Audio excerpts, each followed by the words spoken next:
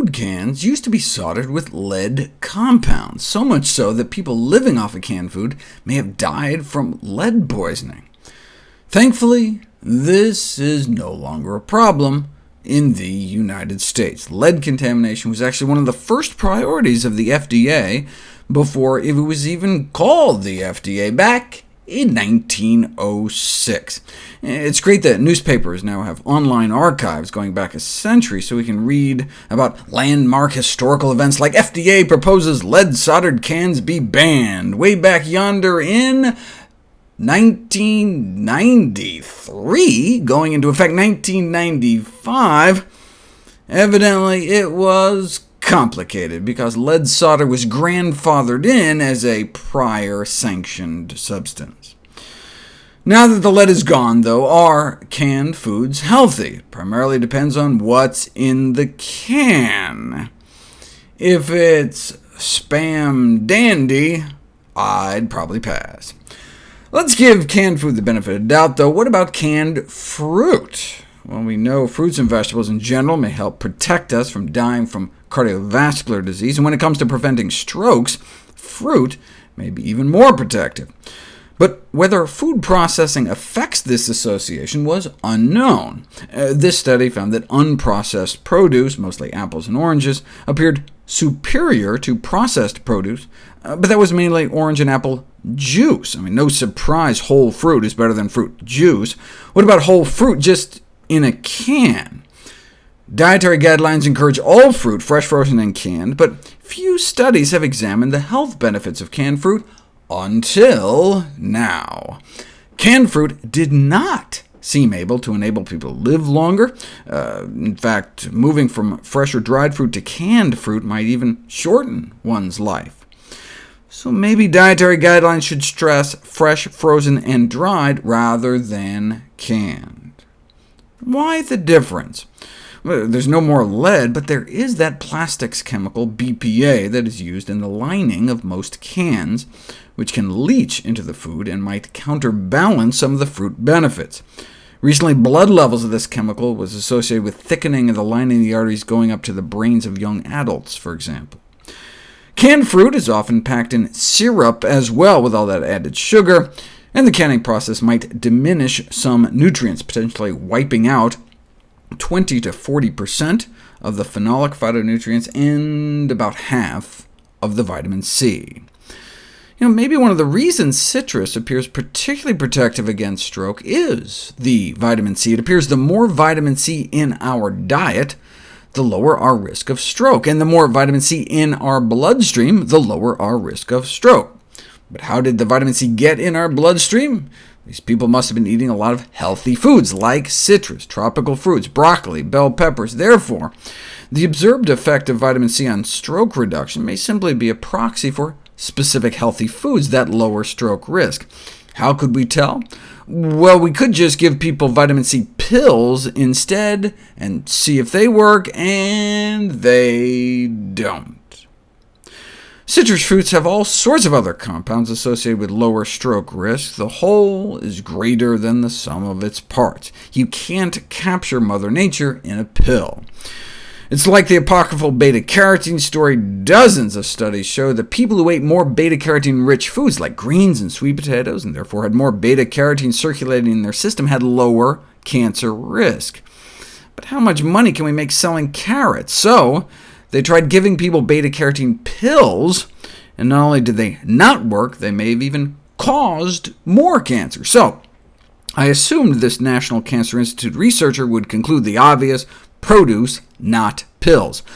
But no, maybe we should have tried lower dose pills, or maybe alpha-carotene pills, or pills with other phytochemicals, or multiple combinations. After all, it's likely that neither the public nor the scientific community will be satisfied with recommendations concerned solely with mere foods.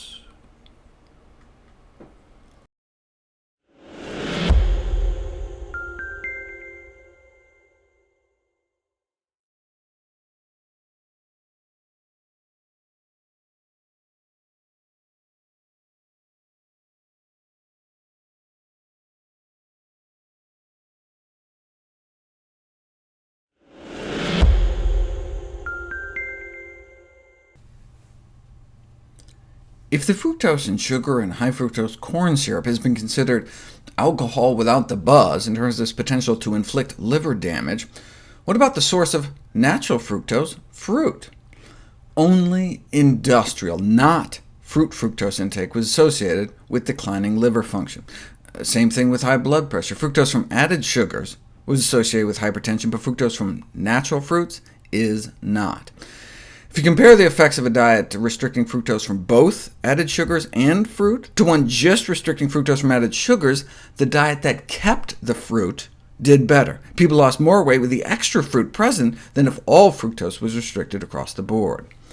The deleterious effect of fructose was limited to industrial fructose, meaning table sugar and high fructose corn syrup, with no evidence for a negative effect of the fructose in whole fruit. This apparent inconsistency might be explained by the positive effects of other nutrients, like fiber and antioxidants, in fresh fruit. Well, let's find out. If you have people drink a glass of water with 3 tablespoons of table sugar in it, which is like a can of soda, this is the big spike in blood sugar you get within the first half hour. Our body freaks out and releases so much insulin to drive down this spike, we actually overshoot, and 90 minutes in, we're relatively hypoglycemic, dropping our blood sugar below where it was before we drank the sugar. In response, our body dumps fat into our bloodstream as if we're starving. Because our blood sugars just dropped so suddenly below fasting levels, our body got worried. Now, what if you add blended berries in addition to the sugar, like a berry smoothie? Now, they have sugars of their own. In fact, in this experiment, an additional tablespoon of sugar's worth. So the blood sugar spike should be worse, right? No. Not only was there no additional blood sugar spike, here's the critical part: no hypoglycemic dip afterwards. Blood sugar just went up and down without that overshoot, and without the surge of fat into our blood. This difference was attributed to the semi-solid consistency of the berry meals, which may have decreased the rate of stomach emptying compared to just guzzling sugar water. In addition, the soluble fiber in the berries has that kind of a gelling effect in the intestines that slows the release of sugars. To see if it was just the fiber, they repeated the experiment with berry juice that had all the sugar but none of the fiber.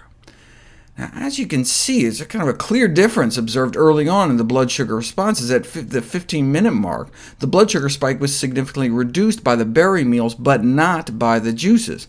But the rest of the beneficial response, like at 90 minutes, were almost the same between the juice and the whole fruit, suggesting that fiber may just be part of it. It turns out there are fruit phytonutrients that inhibit the transportation of sugars through the intestinal wall into our bloodstream.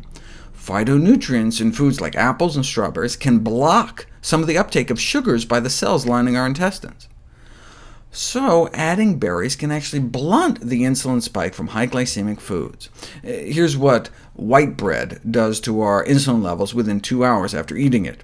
Now eat that same white bread with some berries, though, and you're able to blunt the spike. So even though you've effectively added more sugars in the form of berries, there's less of an insulin spike, which has a variety of potential short and long-term benefits.